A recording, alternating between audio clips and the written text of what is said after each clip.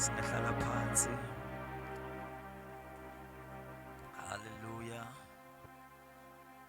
Hallelujah. Amen wenu udlula ngowami ngi1. Nina nigcwele ithende. Hallelujah. Hallelujah. Hallelujah. Hallelujah. Hallelujah. Yes, siyabonga kakhulu bathandekayo. Siyathanda ukubingelela ubaba umpostoli, ubaba Khanyile. Zonke inceku zenkosi siyazibingelela bonke abefundisi abakhona phakathi kwethu. Mamnene siyambingelela, i-team yonke siyayibingelela, i-worship team abasiphathela uhlelo nabasishayela insimbi, media team siyababingelela. Ngicela sibashayele izandla bonke abazalwane ngegama lenkosi uJesu. Hallelujah.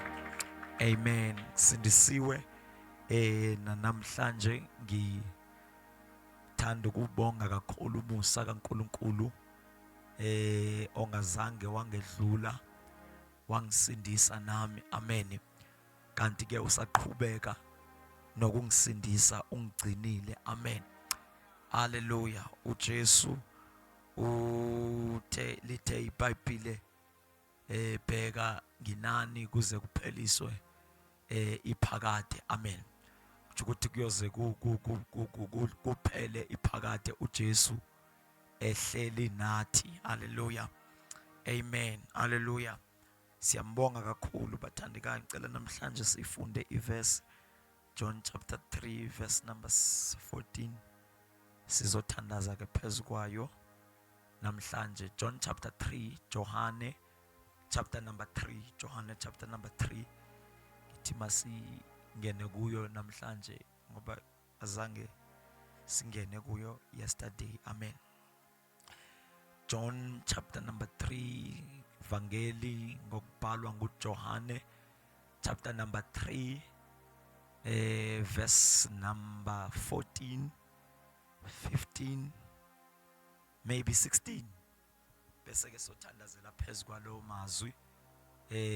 Uvule inhliziyo yakho, umkholwe uNkulunkulu ukuthi namhlanje, in fact mina nje lakimi ngiyakholwa ukuthi ikhona into especial uThixo afuna ukuyenza phakathi kwethu njengoba sikhona lapha. Amen. So ngithanda ukuthi ke uvule inhliziyo yakho, amehlo akho abheke kuJesu as bakukhulu sibona izwi lakhe, but ulindele ummangaliso wakho. Angiyazi ukuthi yini oyithandazelayo, angiyazi ukuthi yini ekuhluphayo, kodwa ngifuna uthathe lelithuba, ungaligeji lelithuba uNkulunkulu ezosebenza njengoba sizobona izwi lakhe. Amen. Hallelujah. Amandla kaNkulunkulu alandela izwi lakhe. Amen. La kukhona izwi lakhe kukhona amandla akhe. Hallelujah. So ke sizobona ke lama verse amathathu, 3 or 4, 14, 15, 16. Ngicela ke onayo iBhayibheli asifundele khona ke sizoqhubeka. Njengokuba uMose waphakamisa inyoka ehlane, kanjalo indodana yomuntu imelwe ukuphakanyiswa, ukuba yilowo nalowo okholwa yiyo abe nokuphila okuphakade. Ukuba ilowo nalowo okholwa yiyo indodana abe nokuphila okuphakade. Yes. uNkulunkulu walithanda izwe kangaka waze wanikela ngendodana yakhe ezelwe yodwa, wanikela ngendodana yakhe eyodwa ezelwe iyodwa, ukuba yilowo nalowo okholwa yiyo angabhubhi, so that ukuze bonke abakholwa indodana bangabhubhi. Yes. kodwa abe nokuphila okuphakade. kodwa babe nokuphila okuphakade. ngokuba uNkulunkulu kayithumelanga indodana ezweni ukuba yahlulele izwe, Ngokuba uNkulunkulu akayithumelanga indodana enguJesu, uJesu akazanga ukuze ahlulele izwe. Yes. kodwa ukuba izwe lisindiswe ngaye. Kodwa uze ukuba izwe ngaye lisindiswe.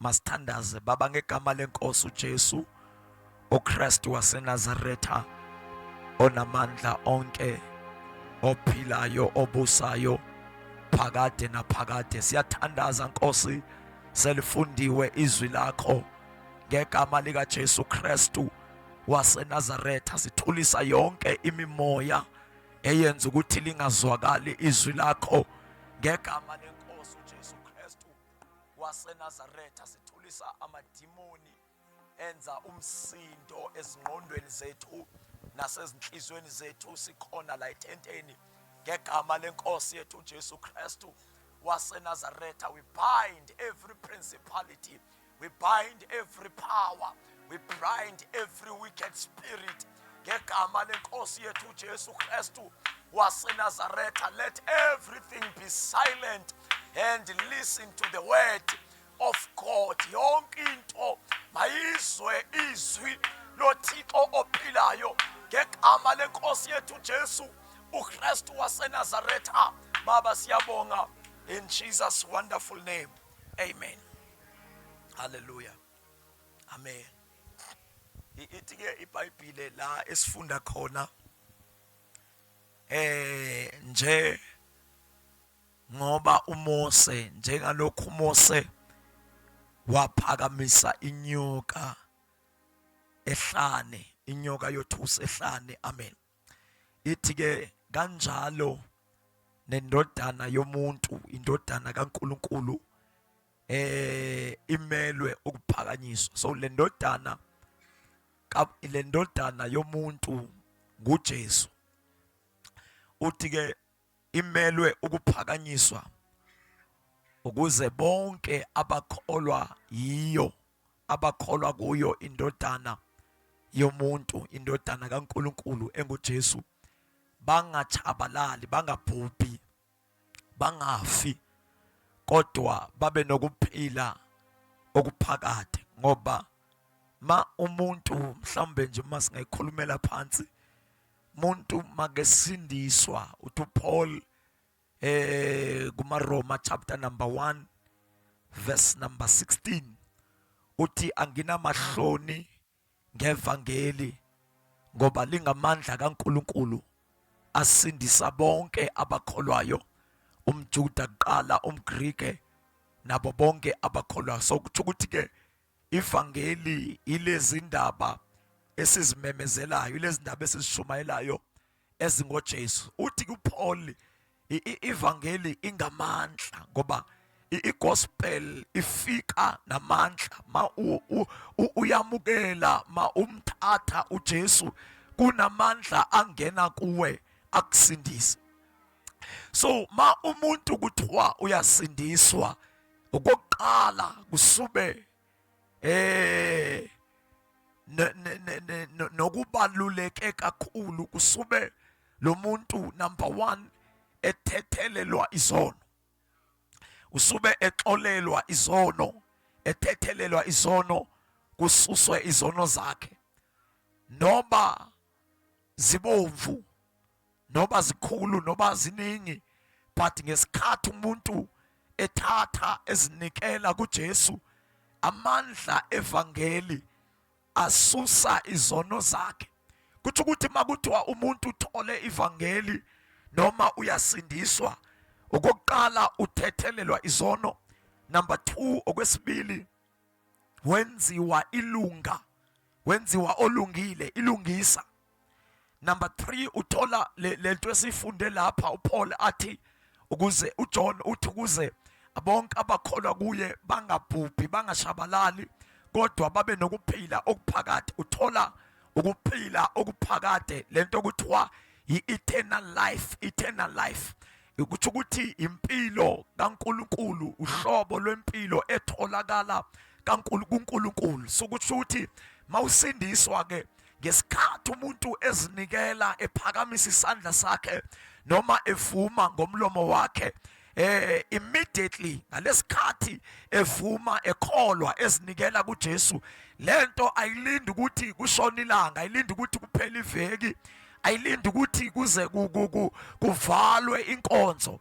Ngesikhathi uzinikela kuJesu, number 1, zonke izono zakho ziyahlanjwa, ziyasuswa, ziyathethelelwa. Zonke owazenza ebusheni bakho, owazenza useyingane, owazenza yesterday, ozenze namhlanje emini, nozenze ntambama, but mawufika kuJesu zonke izono ziyaxolelwa, ziyathethelelwa. Number 2, ukushintsha i-identity yakho, kutshintsha indlela uNkulunkulu ebekade ekubona ngayo, ngoba before ufike kuJesu uNkulunkulu kade ebona umoni, isoni, umuntu onezono. But mawuthatha uJesu at that very moment, uNkulunkulu ubona ilunga, ubona umuntu olungile, noma usenamacala ohamba enkantolo njengami, but ezulwini akasabonwa amacala akho,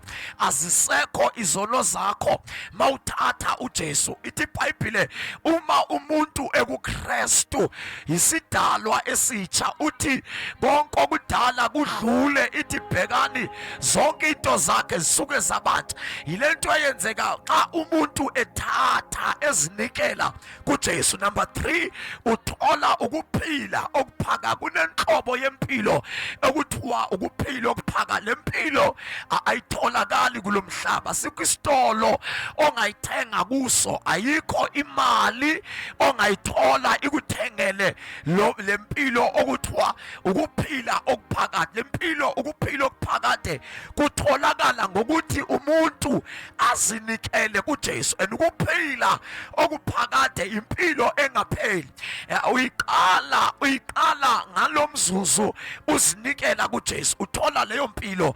Impilo uJohn abhale ngayo ku10 chapter 10 verse number 10, ithi iBhayibhile isela alizi lingazi ukuthi libhubhise, libulale, lintshontshe. Uthi kepha mina ngize ukuze babe nokuphila okuphakade. So mawufika kuKristu uthola ukuphila okuphakade, impilo engasatholwa nguSathane. Kuthi ukuthi uSathane akasabi na access, akasakwazi ukufinyelela emphefumulweni yakho, ngoba impilo yakho seyifihlwe kuKristu Jesu. Amen. So ke mawusindiswa uthola leyo mpilo. Mawuqala makefika uJesu kwenzeka lezinto ezintathu. Lezinto ezintathu zenzeka immediately, zenzeka at the very same moment, instantly umuntu ethatha uJesu. Bese ke konke okunye ke kungalandela, nokunye kungenzeka, but imission kaNkulunkulu mawuzinikela kuye, noma imission kaNkulunkulu ngempilo yakho ukuthi number 1 kuthethelelwe izono zakho, number 2 wenziwe ilungisa, wenziwe isidalwa esisha, wenziwe ube ne-identity entsha yokuthi ungumntwana kaNkulunkulu. Number 3, uthola ukuthi uthole impilo okuthiwa impilo engunaphakade, everlasting life, and everlasting life. So ke uthi la sifunda khona uJohn ebhala uthi njengalokho indodana yomuntu, njengalokho uMose wayiphakamisa inyoka ehlane, uthi kanjalo nendodana yomuntu ifanelwe ukuphakanyiswa. Ukusho ukuthi ma iphakanyiswa bonke abantu bazokholwa yiyo. Mabekholwa yiyo bangachabalali, bangabhubhi. Ithi lesu, can you read again?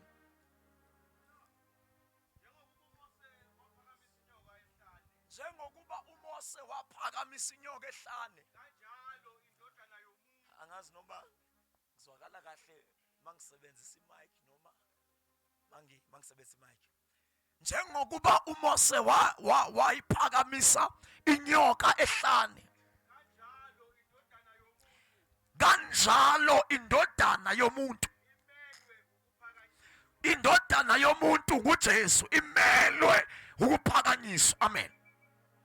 Njengoba sikhona la sizophakamisa yona le ndodana yomuntu, uthi lo bhalayo imelwe ukuphakanyiswa. Yes, mayiphakanyiswa seyiphakanyisiwe yilowo nalowo okholwa yiyo uba nokuphila okuphakathi, ukuthi uyasinda kwinto ekade zibophe impilo yakhe, kwinto ekade zibambe impilo yakhe, kwinto ekade zihlupha zigqilaza impilo yakhe. Kodwa uma sekuphakanyiswe inyoka, kwaphakanyiswa indodana yomuntu, othe wabheka wakholwa yiyo indodana yomuntu, nanoma yini emhluphayo, nanoma yini emcindezelayo, nanoma yini emhlulayo, nanoma yini emsokolisayo, kodwa uma ekholwa indodana yomuntu, akasayi kubhubha, akasayi kufa, akasayi kucindezelwa nguSathane, kepha uzawuthola ukuphila okuphakathi. So ithi-ke iBhayibhile njengalokho uMose, because before asitshela ukuthi indodana yomuntu abakholwa yiyo bazothola ukuphila okuphakathi, baphunyuke ekubhubheni kwalomhlaba, ithi iBhayibhile kumele ma iphakanyiswe njengalokhu uMose waphakamisa inyoka ehlane. So ukuze mhlambe ukuze sihambe sonke kahle, we must explain, kumele ngicacise ukuthi kwenzekani ehlane, kwenzekani kuMose. Indaba itholakala kwincwadi yeNumeri, kwi-New Old Testament, Numeri chapter 21. Ithi iBhayibhile ama-Israyeli kade ehamba ehlane, abantwana bakaSirayeli babehamba ehlane bekhokhelwe uMoses, behamba noMoses. Ithi iBhayibhile baphuma bakhutshwa eJiphuta, mabekhutshwa eJiphuta bahamba uhambo olude behamba ehlane. So la ehlane ithi iBhayibhile kwafika isikhathi lapho basola khona, bakhuluma kabi ngoNkulunkulu, bakhuluma kabi ngoMose. Ithi iBhayibhile uNkulunkulu waseke ededela inyoka ezinobuhlungu, adedela inyoka ezi-vaporous, ezi-poisonous. Kwaphuma izinyoka ehlane zadla abantu ehlane, bafa abantu ngoba bebone kuNkulunkulu, bekhulume kabi ngoNkulunkulu. Ithi iBhayibhile bakhala kuMose, bathi Mose, nalo uNkulunkulu wakho bekungcono uma nisiyeke eJiphuta kunokuthi sizofela la ehlane, ngoba la asinakudla, asinamanzi, siyafa, siyasokola la ehlane. Ithi iBhayibhile bona kuNkulunkulu, uNkulunkulu wakhupha inyoka ezinobuhlungu ukuthi zibadle abantu. Wakhupha, zangakhutshwa nguSathane, zangakhutshwa ngamadimoni, but lezi nyoka zakhutshwa nguNkulunkulu zabadla abantu. Ithi iBhayibhile babefa ngobuningi babo abantwana baka-Israyeli, befa imihla nezolo, imihla nezolo. Kukhona umuntu ofayo imihla nezolo, kukhona umuntu ongcwatshwayo, badliwa zinyoka ehlane. Ithi iBhayibhile babona ukuthi siyaphela manje. Kwathi mabeqaphela ukuthi siyaphela, kwathi laba abasele babuyela kuMose, inkokheli yabathi Mose, ngoba siyabona ukuthi siyaphela and siyazi ukuthi sonile kuNkulunkulu, sonile nakuwe, bathi siyacela Mose sinxusele, sithandazele kuNkulunkulu wakho ukuze angenelele asisindise kulezi nyoka ezisidlayo. Ithi iBhayibhile uMose waseya kuNkulunkulu ethandaza kuNkulunkulu, wabeka indaba kuNkulunkulu. uNkulunkulu waphendula kuMose wathi uNkulunkulu angeke ngisasusa izinyoka ezidla abantu emhlabeni, kepha ngizoza nesisombululo, ngoba uNkulunkulu uvamisile ukuthi angayisusi lento ehlupha abantu, ayiyeke, because makayisusa ngeke avele amandla akhe, ngeke kubonakala ubukhulu bakhe. Kumele alethe into ezofike ibe namandla ngaphezu kwale ekade ihlula abantu.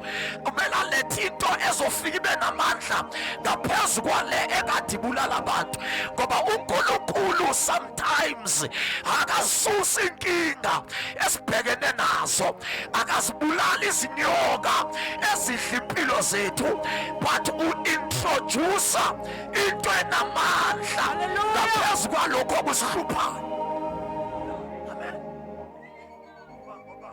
Ngoba isawuni ilento, ngoba ispeaker sethu asikhali kahle manje, kumele i-keyboard yakho ingandivala, ingakhuphuki kakhulu. So uNkulunkulu akayisusi inkinga, akayisusi challenge. Wathi uMose makekhuleka wathi, Mose angeke ngizibulali inyoka, kepha I will bring a solution, ngizoza nekhambi, ngizoza nesolution.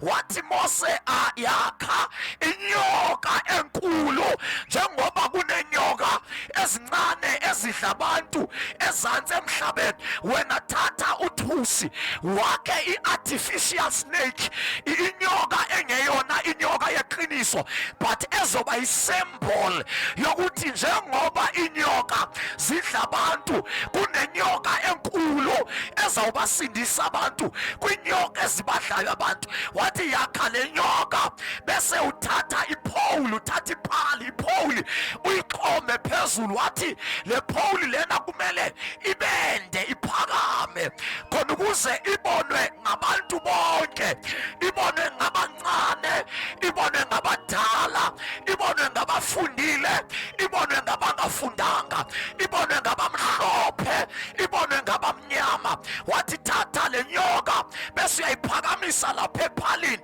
bonke abantu bayibone. Kuzothi lapho zibadla izinyoka abantu emhlabeni, othe wabheka kule engithe yakhe, yena uyosinda ngoko nangoko. Ithi iBhayibhile uMose wenza njengalokhu uNkulunkulu akhulume ngabo, wathatha uthusi wazakhela inyoka, waseyithatha eyifaka epholini. Ipholi wayiphakamisa kakhulu, ngoba kumele iphakame ibonwe ngabantu bonke, kumele ibonwe ngabacebile, ibonwe nangabampofu, ibonwe zingane, ibonwe ngobaba, ibonwe ngabadala, ibonwe ngabantsundu nabamhlophe, bonke kumele bayibone, because is the only solution ezawusiza abantu kwinto ababhekene nayo. Ithi iBhayibhile wayokha uMose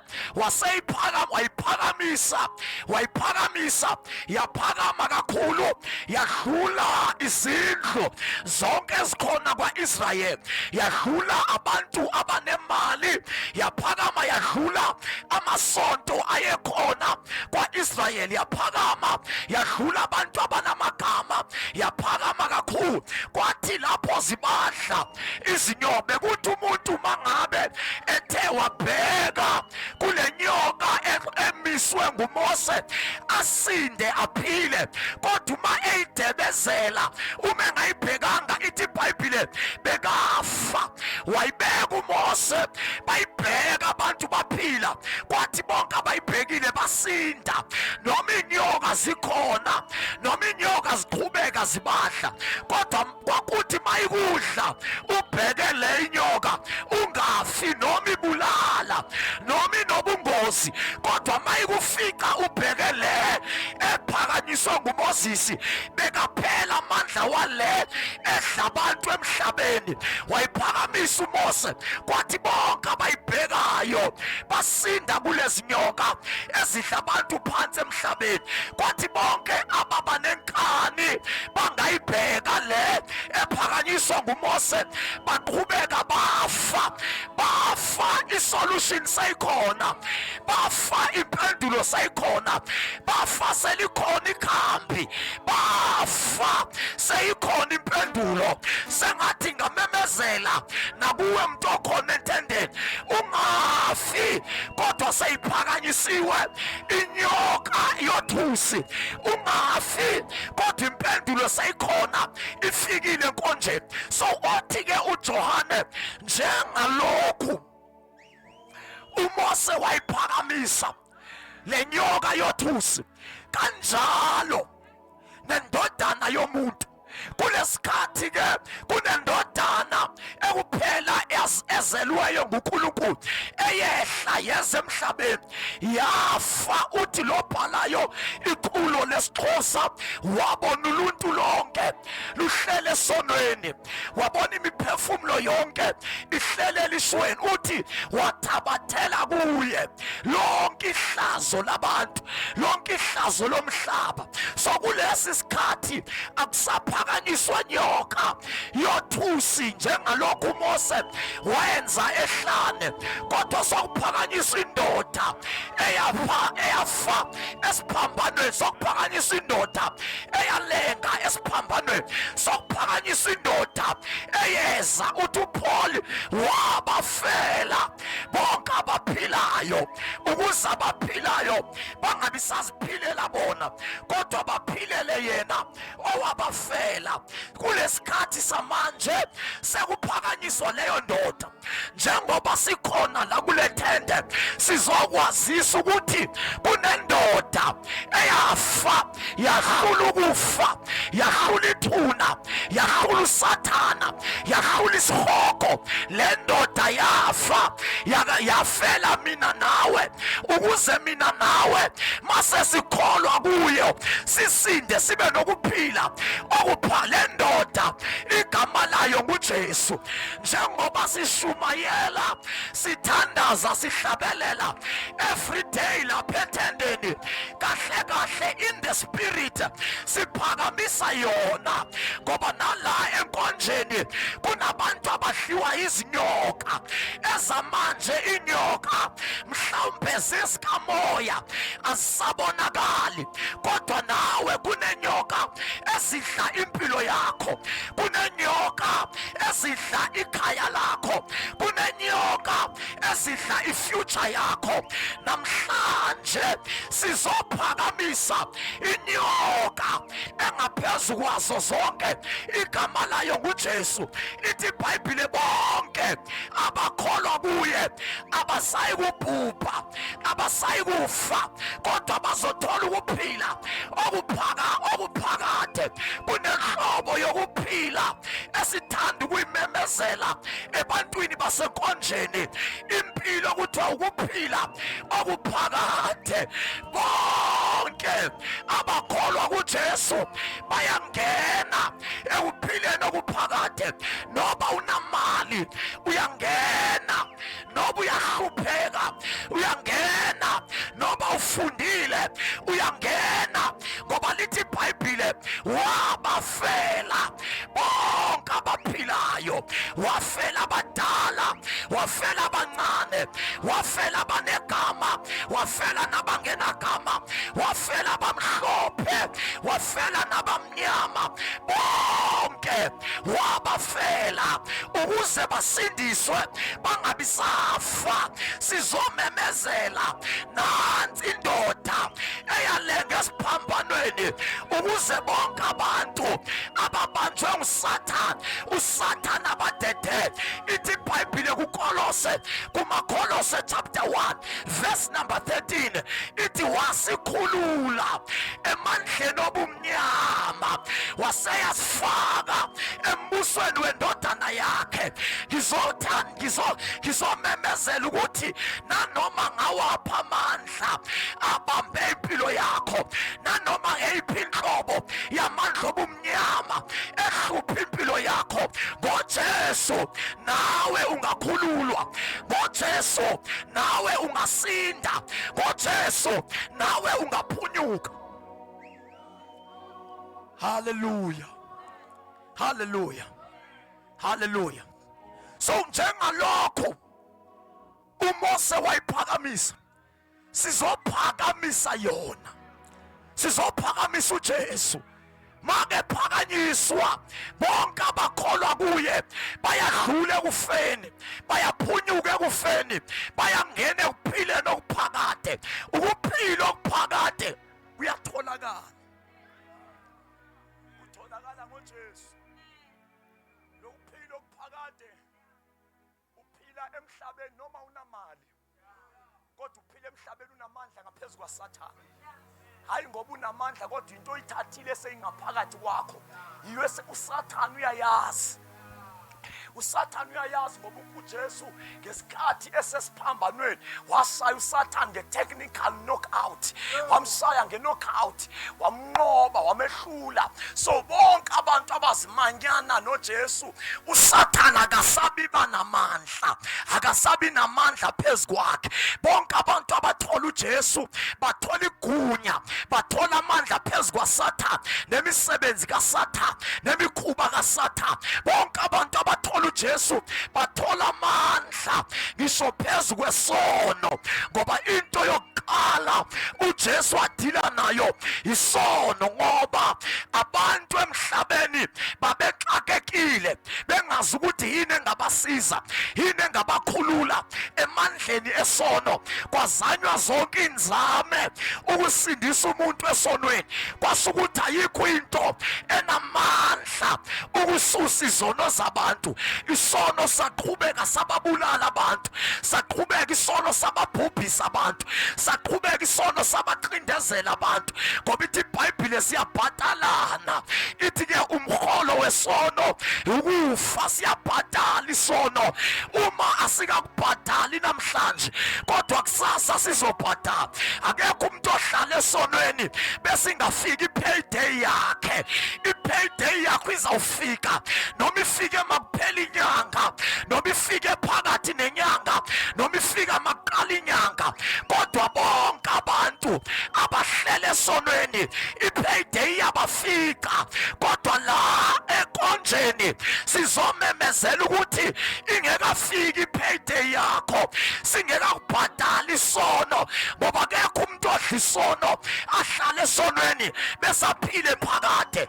Isono ngokwe-design, ngokwe-nature sidizayine ukuthi sibulale. Ngakho-ke iBhayibhile ithi umvuzo wesono, wages of sin, kukufa. Isono siyabulala. Ungacabanga ukuthi masingeka kubulala usindile, ukuthi nje ayikafika i-payday yakho. Izofika i-payday yakho, isono sikubulala. So kwazanywa indlela zonke, kwazanywa yonke into, kwazanywa amagazi enkomo, amagazi ezimvu, kwazanywa abapristi, kwazama amajaji, kwazanywa abaprofeti. Kwathi ukuthi ayikho into esiza ku, because the problem kade kusisono. I-problem kwade kusisono esingene emntwini. Isono masingene emntwini sathintela ukusebenza kukaNkulunkulu. Kwathi noma uNkulunkulu enamandla, edale konke, engumbusi wento zonke, but akakwazi ukufinyelela emntwini ngoba kunedonga elifike lakhiwa, kunodonga olufike lwakhiwa sisono. There is a wall of separation that separate man from God. Elidonga lakhiwe ngesono. And kwasukuthi ayikho indlela yokudila nelidonga, akukho ongazange kuzanywe. Kwathi ukuthi abantu baqhubeka bayabhubha esonweni, abantu bayaqhubeka babulawa isono, abantu bayaqhubeka badliwa isono. Kwazanywa amagazi ezimvu, kwazanywa amagazi ezinkomo, kwazanywa everything. Kwafika isikhathi sabaprofeti, kwathi lapha abaprofeti sebehlulekile nabo. Ithi iBhayibhile kwaba khona umprofeti phakathi kwabaprofeti okuthiwa ngu-Isaya, nabanye abaprofeti oDaniel, abanye abaprofeti oJeremiah. Ngoba kwafika iperiod lapho kuthiwa abaprofeti mabangabisazama ukuthi yini ezawusindisa uluntu, yini ezawusindisa ihumanity. Kwathiwa mabapredicte nje, mabaqagele. Manje sekuzanywe konke, akukho okusebenzile. But before kuvalwa ichapter abantu baqhubeke bafezonweni zabo. Ake bapredicta abaprofeti bathi hayi mhlawumbe asizame i-oil, sengathi abanye bathi makuzanywe amanzi, kuzanywe amakhandlela. Kodwa phakathi kwabantu abaprofetayo kwavela indoda okuthiwa ngu-Isaya, yathi owesifazana uzomitha azale unyana, kuthiwe lo nyana ngu-Emmanuel, ngokuba abantu ezawubakhulula eziwayeprofeta ngoJesu. Waba nelawa, waba nenhlahla u-Isaya, wabona uJesu engakabikho, wambona esekude, wathi sizalelwe umntwana, siphiwe indoda. Waprofeta u-Isaya wathi izani sithethe, izani sibonisane, noba sibovu uyozihlamba ziyoba mhlophe njengeqhwa. Wakhuluma ngoJesu uJesu engekabikho, ngoba noma wayengekafiki emhlabeni kodwa uJesu wayesekhona, ngoba uJesu akafiki namhlanje. uJesu indoda endala, akusiyindodana kaMaria, akusiyindodana kaJosefa. Zingekabikho intaba, ungekabikho umhlaba, lungekabikho ulwandle, wayesele khona. Ingakho uJohn ebhala ethe kuqaleni wayekhona ulizwi, wayenguNkulunkulu, wayenoNkulunkulu. Uthi konke akukhona kwabakho ngaye, engekabikho yena akubakhongo lutho emhlabeni. uJesu unguNkulunkulu ephelele. uJesu akusiyena umJuda, akusiyena umlungu, kodwa nguNkulunkulu owadala izulu, wadala nomhlaba. Uyakwazi, wazi yonke impilo yakho, uyakubona, ubona konke ngawe. Ingakho namhlanje sikubizela kuye. Ithi iBhayibhile munye uNkulunkulu, munye nomlamli phakathi kwaNkulunkulu nabantu, umuntu uKristu Yesu. Namhlanje sizokwazisa kuwe uJesu osusa izono zehlabathi. Akekho umfundisi ongasusa isono sakho. Asikho isibhedlela esingaku-operator sisusa isono. Ngisho mina nenyanga ayikho ekwazi ukususa isono, noma ngathi uhlamba isikhwakhwalala, kodwa ngeke isihlamba isono. Isono sihlanjwa nguJesu.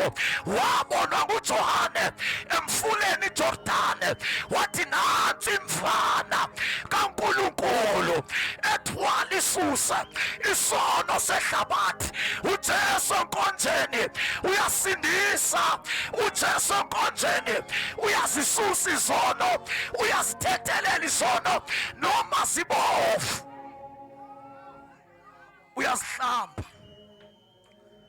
ziba mhlophe, uyazihlamba zibe mhlophe.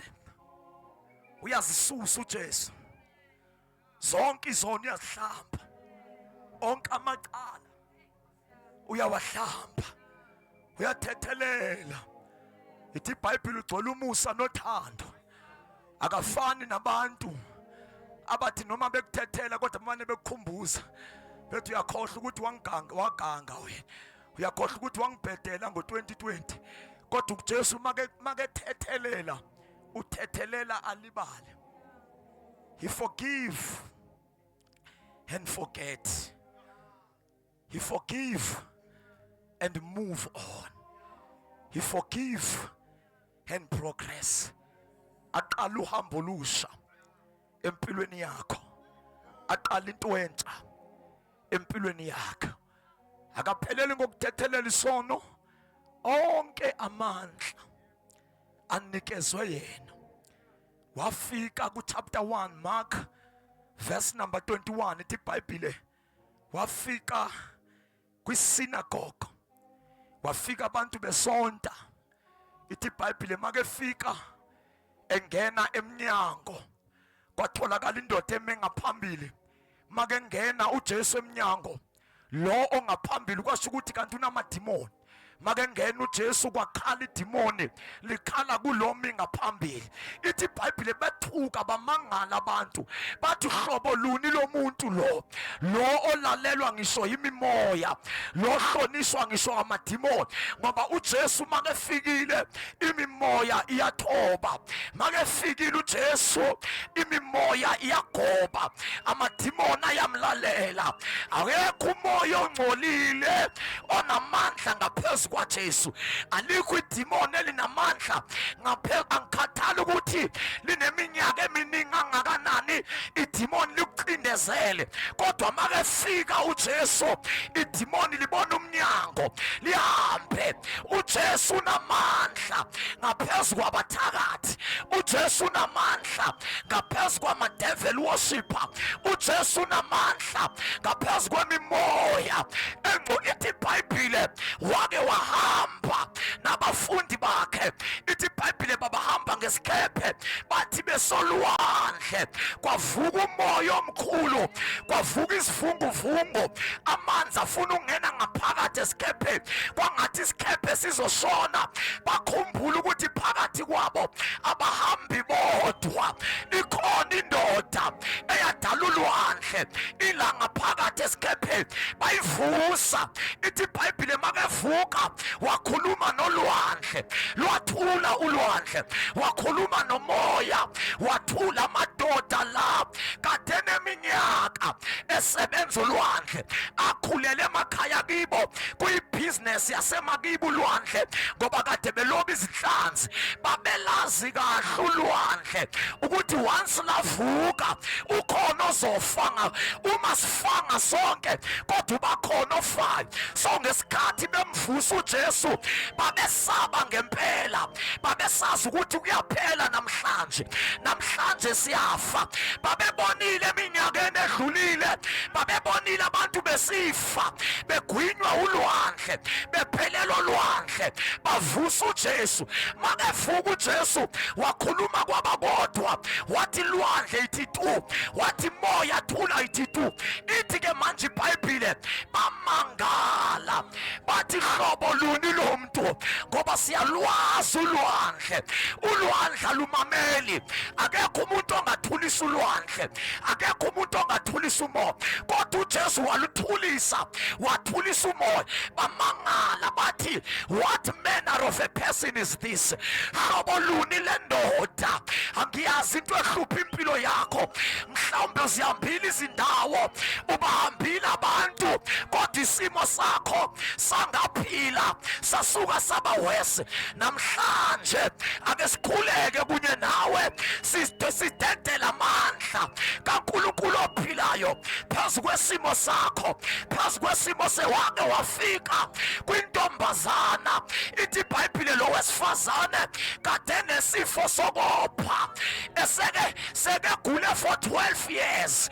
Iyaqhubeka iBhayibhile yasho ukuthi lo mama kwasekuphela imali yakhe, kwaphela isibaya sakhe, wathengisa yonke into yakhe, ehamba odokotela, ehamba nezinyanga, kodwa isifo sangaphela.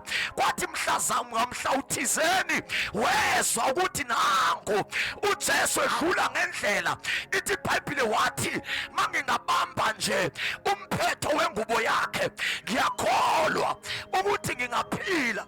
Ithi iBhayibhile wenza njalo, wabamba umphetho wengubo lakhe. Ngoko nangoko saphela isifo ebekade sihlula odokotela, sihlula izinyanga, sihlula abathandazi for 12 years. Make fika kuJesu saphe, ngoba uJesu usi uJesu yabona lapha endlini yakho njengoba sekumnyama nje kusebusuku. Mawufika umambo uhambe ungeka light, mawufika lapha endlini uzoya switchini, and mawuswitcha on switch kwenzekani kuyakhanya. So i-light noma endlini bekumnyama kusukela ngo-1994, noma endlini bekumnyama kusukela yesterday, but i-darkness iresponda ngokufanayo makufika i-light. Aningizwa ngithi ubumnyama buresponda ngokufanayo akukhathali ukuthi okwayizolo noma okwango-98 noma okwa-1900, but once wafaka ilight ebumnyameni, ubumnyama buyasuka kuvela ilight. So unoJesu njalo akukhathali ukuthi uneminyaka emingakhi, uhleli nesifo sakho, uhleli nobumnyama bakho, uhleli nokubulaleka kwakho, but wanela ngafika uJesu. Once angena uJesu izinto ziyaguquka. Once angena uJesu kungena ukuphila ngaphakathi kwakho, kungena amandla ngaphakathi kwakho. It doesn't matter ukuthi ngubani obulala wena, it doesn't matter ukuthi ngubani othakatha wena, kodwa once wafika uJesu yonke into ebikubulala iyaphelelwa ngamandla, yonke into ebikufaka ebumnyameni iyaphelelwa ngamandla, kuvela ukukhanya. Kuvela ukukhanya. Yena iBhayibheli ithi manje uyakholwa kuJesu, ngoba ithi la sifunde khona ithi njengalokhu uMose wayiphakamisa inyoka ehlane, kanjalo nendodana yomuntu imele ukuze iphakanyiswe. Njengoba ehlane babeyibheka ngamehlo, kodwa la kuJesu abayibheki nje ngamehlo kuphela, bayibheka ngokukholwa. Uyakholwa, kumele ukusinda abakholwa, kusinda abakholwayo. Uma ungangena la uphinde uphume, noma singajayiva nawe sinikele nawe, kodwa uma ungakholwanga nguJesu zoqhubeka izimo zikuhle, zoqhubeka inyoka zikuhle. Kusinda abakholwa, hayi abangena ethendeni, hayi abagide nathi ethendeni, hayi abanikele nathi, kodwa kusinda abakholwa, abakholwa kuJesu. Ethi iBhayibheli ukholwa ngenhliziyo bese uvume ngomlomo wakho.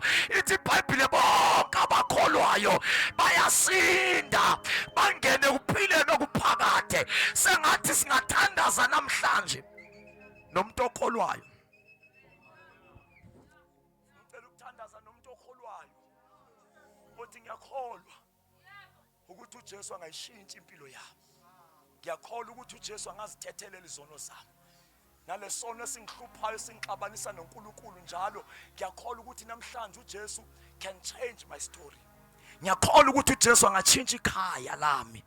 Ngiyakholwa ukuthi uJesu angashintsha isimo sami. Ngicela ukukhuleka namhlanje nabantu abakholwayo. Njengalo mama okade nesifo sokopha, sekophe for 12 years, wakholwa, akazange atshelwe umuntu. Wathi mangafika nje kuJesu, noma ngasambonanga ubuso nobuso, uma nje ngabuthinta umphetho wengubo yakhe, ithi iBhayibheli ngempela wanela ngawuthinta umphetho. Wathi make uthinta sanqamuka isifo sa 12 years sanqamuka. Asiwavala amehlo ethu sonke, siwavala amehlo ethu sonke namhlanje. Kunomuntu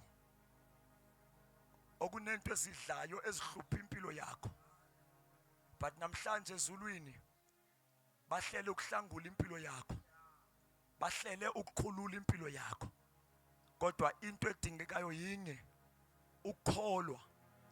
Hayi ukholwa kumfundisi, kodwa ukholwe kuJesu. Ufuna ukuthandaza nomuntu othi mina nasi isimo sami, nasi isifo sami, ngihlutshwa izono, ngihlutshwa impilo, akuhambi kahle empilweni yami, nanoma yini, kodwa umuthi namhlanje ngiyakholwa kuJesu. Ngifuna uJesu anginqobele, angikhulule ezonweni, anginqobele isimo sami. Cela wena wedwa lapho ukhona, phakamisa isandla sakho, ngizokhuleka kunye nawe. Tonight I want to try Jesus. Ngifuna ukuzama uJesu. God bless you. Wavala amehlo, ungabheki, wavala amehlo. Mawubheka uphazamisa abaserious. Laba serious njengoba udlala bakhona abaserious. Phakamisa isandla sakho. Suka lapho uzela ngaphambili, sonke sisawavala amehlo ethu. Suka lapho izala ngaphambili. God bless you. God bless you my brother. Come, izala ngaphambili. God bless you ngane yami. Come, izala ngaphambili, oza kuJesu. Come to Jesus.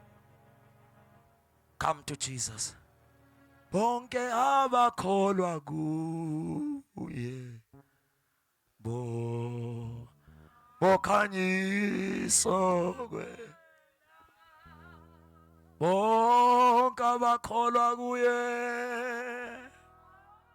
bonke masola ngaphambili wovala umlomo wakho Sunday school bokhanyiswa kwelanga bokhanyiswa bonke abakholwa kuye bonke abakholwa bonke abakholwa kuye bokhanyiswa cela usithandaze bonke abakholwa kuye bonke abakholwa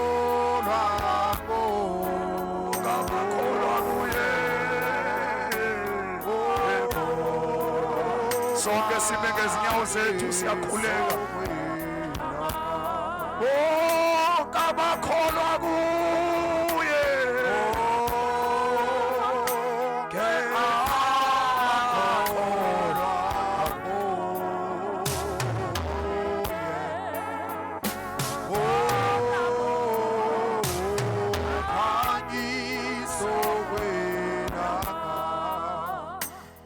sesizothandaza bazalwane uma ekhona omunye cela ungasali gijima uze ngaphambili uzothatha uJesu sekushunyayelo kakhulu bazalwane siphakamisa nje uJesu yena yedwa alikho elinye ithemba akekho omunye umuntu ongasiza impilo yakho ngaphandle kaJesu namhlanje silokho esiyikho kungenxa yevangeli esalemukelayo mayekhona uthi Jesu ngiyakudinga empilweni yami gijima uze ngaphambili ungasali sesizothandaza singakuvaleli ngaphandle gijima uze ngaphambili uzothatha uJesu nathi uJesu samthatha sengathi umdlalo nje samthatha sengathi siyadlala kodwa namhlanje sisindisiwe nje kungenxa yamandla evangeli esalemukelayo sondela uze ngaphambili mawufika ngaphambili uphakamisa izandla zakho ebese uvala amehlo akho gijima uze ngaphambili sithandaze kanye nawe egameni lika Jesu sishumayela uJesu nje yena yedwa bafethu osindisayo uJesu yena yedwa kwazi ukukhulula umuntu uJesu yena yedwa kwazi ukuthethelela impilo yomuntu kanye nezono zomuntu ake nginitshele bafethu bese siyathandaza umuntu ongena Jesu ufana nenkomo engenamelusi umuntu ongena Jesu ufana nenkomo engenamelusi ufela noma kuphi inkomo mangabe ingenawo melusi uthi mangabe uyiqhuba uyisehlane noma edlelweni lapho ethi yodla khona kodwa uthi uzwa emini ilanga maliphakeme kuthiwa ishayiswe inkomo emgaqweni ngoba umuntu uma ngena Jesu ufela nomaphi umuntu mangena Jesu ufele emanyaleni umuntu mangena Jesu ufele ezonweni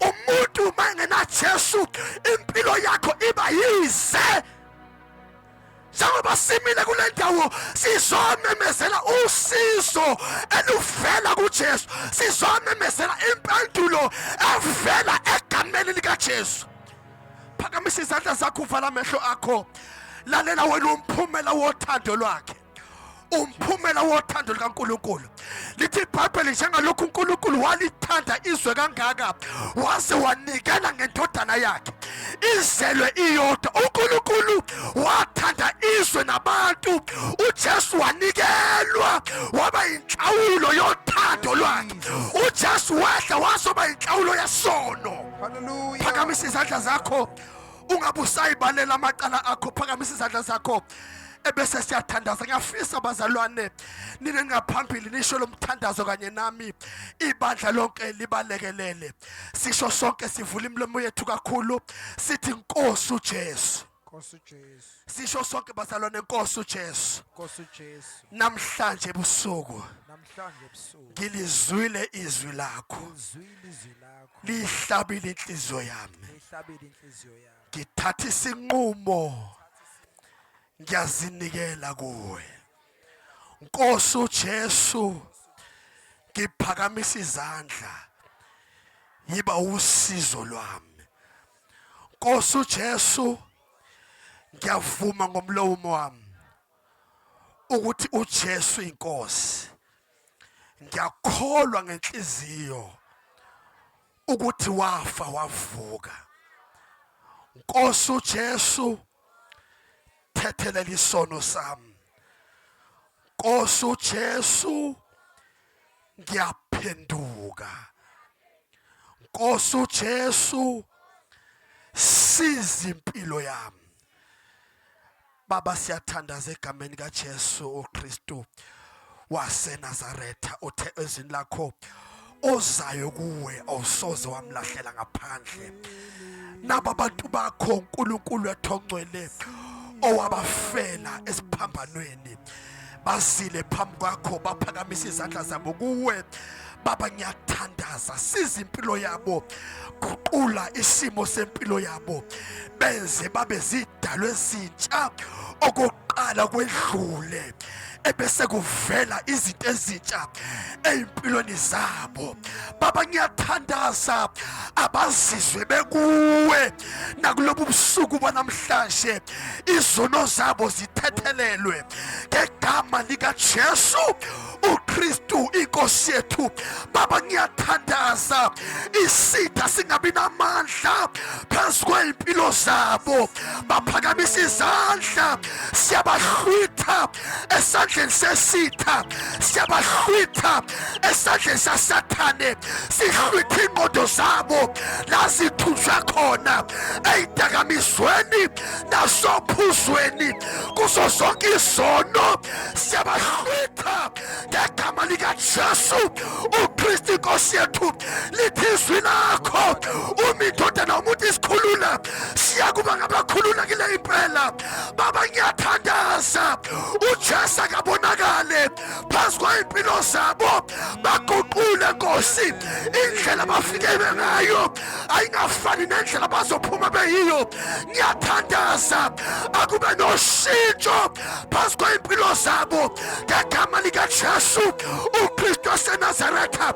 Ngikhulekela amandla ezwi lakho ukuba buse inhlizweni zabo, lingabaniki ukuthula, alibahlule Baba wethu ongcwele ngegama likaJesu.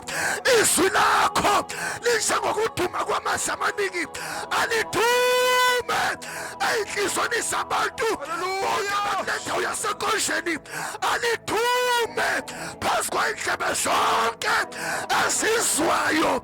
Baba, ngiyathandaza egameni likaJesu, ngikhulekela amandla okuphenduka phezu kwemiphefumulo yonke ngegama likaJesu, ngegama likaJesu.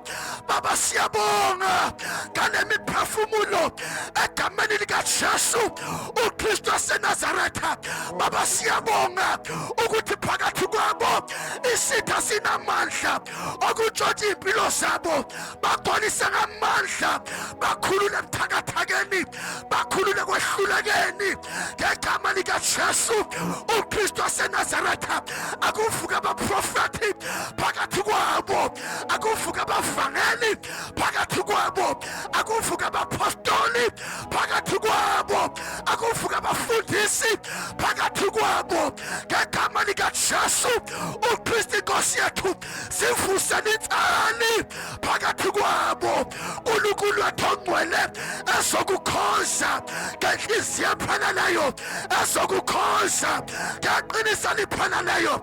Siyathandaza ngegama likaJesu uKristu inkosi yethu. Ayivuke insali nakulesi sizukulwane, ayivuke insali yabantu abasha, ayivuke insali yabantu abadala abazomela uNkulunkulu. Baba, siyathandaza ngegama likaJesu, siyabakhulula ophuzweni, siyabakhulula ey'dakamizweni ngegama likaJesu. Shande kopaya hinikushatali abahaso ikoshatali yabahasoya ngegama likaJesu siyamelana nemimoya yonke ebusa nelawula lendawo ngegama likaJesu siqeda amandla siyayehlulekisa yonke imiphefumulo yasenkonjeni iyakhululwa ngegama likaJesu bonke mama bayakhululwa bonke baba bayakhululwa zonke insizwa ziyakhululwa zonke intombi ziyakhululwa shandela bahaso siyathandaza Nkosi ngegama likaJesu ngiyacela sibabeke izandla abafundisi sibabeke izandla egameni likaJesu basize Nkosi basize moyo ongcwele basize baba wethu akusale kwazeka kule ndawo yasenkonjeni akusale kwazeka Nkosi baba siyathandaza sande kophali abahasoya siyathandaza baba wethu ongcwele khazimulisa uJesu nakule ndawo yasenkonjeni khazimula sande korabahasoya inikushatapha inikushandeliabahaso inimando shatekapa inikushataliabahasoya inibashandekatapa inikushataliabahaso siyabakhulula shande heliaba siyabakhulula siyabakhulula siyabakhulula siyabakhulula ushande hini yabahaso ushatakapakatoy hini kushatali yabahasoya ilabashandeli yabahaso siyabakhulula kuyoke imimoya siyabakhulula nasayipolyaneni siyabakhulula nakumasatanisti siyabakhulula nakuma-devil worshippers siyabakhulula kuyoke imimoya yezizwe siyabakhulula kuyoke imimoya yasemahlathini siyabakhulula kuyoke imimoya yasemanzini siyabakhulula kuyoke imimoya yasemahlathini siyabakhulula kuzo zonke inkamba ababenyezwa kuzo siyabakhulula kuzo zonke intambo ababoshwe ngazo siyabakhulula siyabakhulula siyabakhulula siyabakhulula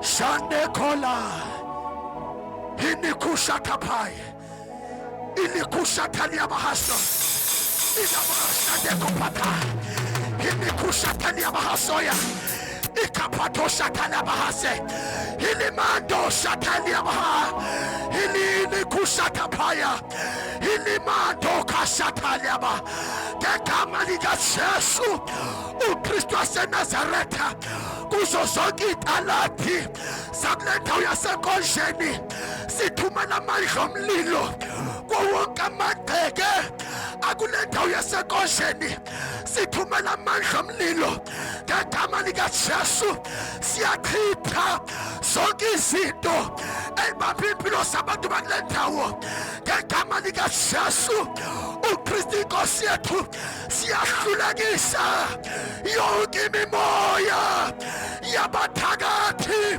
siyahlulekisa yonke imimoya ngegama likaJesu siqeda amandla ngegama likaJesu sibiza amandla omlilo ngegama likaJesu ngegama likaJesu sanela bahaya inikushatali bahaso shandali bahando kapaye ini la bahasoya inikushatali bahaso shandela kopahaya ini masane kapai haliaba shandali bahaso kapaya agweza shandela baba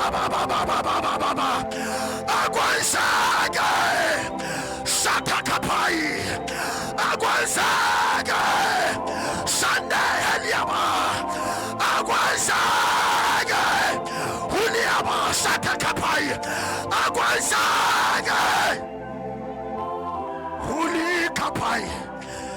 Shatana bababai. Ngiyacela ibandla lime ngeenyawo. Ngiyacela sime ngeenyawo bazalwane. Ngegama likaJesu. Ngiyafisa kuba yilowo nalowo avula umlomo wakhe athandaze. Sibize igama likaJesu phezu kwayo yonke imimoya ebusa kule ndawo. Imimoya yedakamizwa, imimoya engaphumeleli, imimoya engalungelwa. Ake uvule umlomo wakho ubize igama nje likaJesu lona lodwa. Ake uvule umlomo wakho ngegama likaJesu, ngegama likaJesu, ngegama likaJesu, ngegama likaJesu, ngegama likaJesu elinamandla, ngegama likaJesu eliphilayo, ngegama likaJesu elimile njalo. Biza igama likaJesu linamandla, liyakhulula, liyasindisa, liyaphilisa. Igama likaJesu liyadala ukungekho kube khona. Phakamisa izandla ubiza igama likaJesu. Jesus, Jesus, Jesus, Jesus, Jesus. Shandela bai. Biza igama likaJesu lapho khona. Linamandla okukhulula, linamandla okusindisa, linamandla okuphilisa nabagulayo. Igama likaJesu liyakhulula, igama likaJesu liyasindisa, igama likaJesu linamandla okugabula iqalekiso zozalo, okugabula ukhodolo lomndeni. Ngegama likaJesu zonke izifo okuthiwe zozalo zofuzo, igama likaJesu linamandla naphezu kwalo. Biza igama likaJesu, ngegama likaJesu, ngegama likaJesu, ngegama likaJesu, ngegama likaJesu, ngegama likaJesu, ngegama likaJesu. Biza igama likaJesu uphume esitulweni sakho kuso sigcwale indawo yonke esikuyo. Biza igama likaJesu, ngegama likaJesu, ngegama likaJesu elinamandla, ngegama likaJesu elisindisayo, ngegama likaJesu elikhululwayo, ngegama likaJesu eliphilisa zonke izifo, ngegama likaJesu elehlula ukufa, ngegama likaJesu eligabula zonke ibopho, wonke amafindo, ngegama likaJesu elinamandla, ngegama likaJesu elisindisayo, ngegama likaJesu elukuphila, elukunqoba, elukukhululwa, elinsindiso, elinamandla. Shandela bai. Inikushatapa. Shandeli abahasoka bai. Inikushatapa. Inamando shatekania bai. Zinikushatapaya. Inamando koshatapaya. Inikushatania bai. Gagama likaJesu. Gagama likaJesu. Gagama likaJesu. Bayaphunyuka, bayakhululwa, bayasindiswa ngegama likaJesu. Siyabonga Nkosi. Shandela inini nikushatapaya, ilikushateli abahasotapaya, shandeli kopaya, ngegama likaJesu. Alikhazimuliswe igama likaJesu kule ndawo. Akusala ubufakazi bensizwe ezizosindiswa, akusala ubufakazi beyintombi ezizosindiswa, akusala ubufakazi bomama bazosindiswa, akusindiswe imindeni ngegama likaJesu. uKristu inkosi yethu. Akwenzeke, akwenzeke, akwenzeke, akwenzeke, akwenzeke, akwenzeke ngegama likaJesu. Siyabonga Nkosi.